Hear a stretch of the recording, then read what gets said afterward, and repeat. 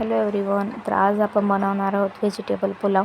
तर मी त्यासाठी इथे खडे मसाले घेतलेले आहेत. मी घेतलेले आहे इथं 3 इलायची, सोबतच 2 तमालपत्रे, कढीपत्ता, चक्रीफूल, मिरच्या आणि मिरे आणि लवंग घेतलेले आहे 4 ते 5. सोबत इथे टोमॅटो बारीक चिरून घेतलेला आहे, आलं आणि लसूण घेतलेला आहे आणि इथे उभा चिरून कांदा घेतलेला आहे.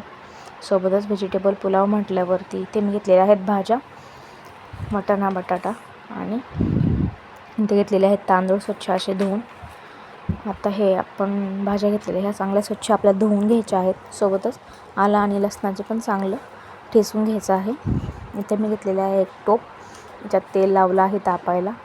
आता यामध्ये आपण कांदा टाकून द्यायचा आहे लाल होण्यासाठी. तर इथे पूर्ण आपल्याला कांदा टाकून द्यायचा आहे आणि चांगला लाल होईस्तोपर्यंत याला परतून घ्यायचं आहे. चांगलं लाल होईस्तोपर्यंत परतून घ्यायचं. आणि तुम्हाला हवं असेल तर तुम्ही याच्यात थोडासा डाळडा किंवा तुपही घालू शकता. खूप छान लागतं, त्याने पण भाताला टेस्ट येते. चांगलं हलवून घ्यायचं व्यवस्थित आणि याला लाल होईस्तोपर्यंत शिजायला लावायचं. तर इथे बघा कांदा आपला लाल झालेला आहे. आता याच्यामध्ये आपण टाकायचे आहे जिरे आणि मोहरी. त्यासोबतच टाकायचे आहे कढीपत्ता. कढीपत्त्याचे पाणी टाकून देऊ आणि याला चांगलं व्यवस्थित असं मिक्स करून घेऊ. खूप छान होतो असा पुलाव, एकदम साध्या पद्धतीने. आता इथे आपण घेतलेले जे काही खडे मसाले वगैरे होते ते आपण याच्यात टाकून देऊया आणि यालाही चांगलं व्यवस्थित असं हलवून द्यायचं.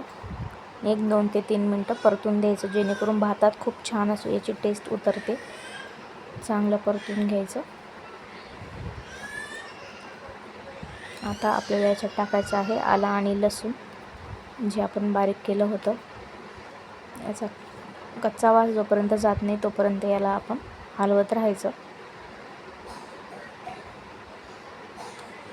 आलं आणि लसणाची खूप छान टेस्ट येते. याच्यात आता आपण टाकूयात टोमॅटो आपल्याला चांगलं व्यवस्थित असं परतून घ्यायचं आहे.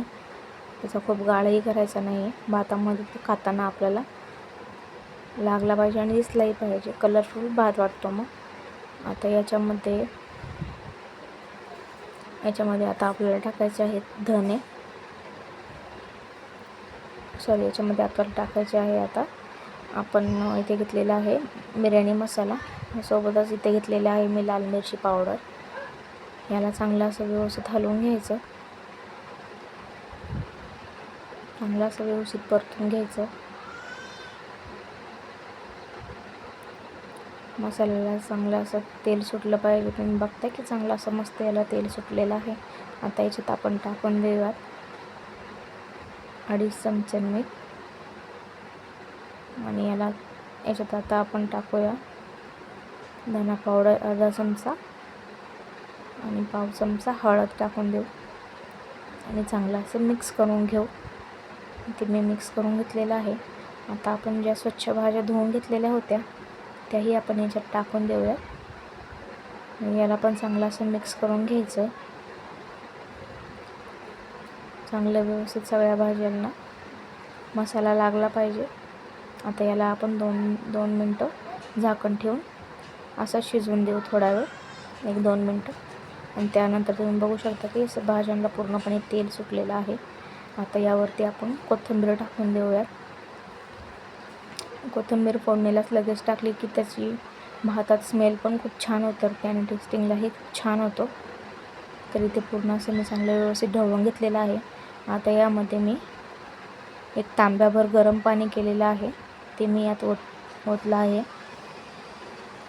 गरमच पाणी ओतायचं, जेणेकरून भाज्यांची चव जाणार नाही आणि मसाल्यांची पण चव जाणार नाही. आता इथे आपल्याला लगेच तांदूळ टाकून द्यायचा आहे. मी तांदूळ इथे जवळजवळ अर्धा तास भिजत ठेवलेला होता. आता चांगलं असं व्यवस्थित याला ढवळून देऊया, हलवून देऊया आणि याच्यावर झाकण ठेवून याला शिजवून देऊया. तर तुम्ही इथे बघता की आपल्या भाताला छान अशी मस्तपैकी उकळी फुटलेली आहे आणि नॉर्मल असा भात आपला झालेला आहे. याला चांगलं खालीवर करून हलवून द्यायचा आणि पुन्हा आपलं झाकण ठेवून शिजवून द्यायचा.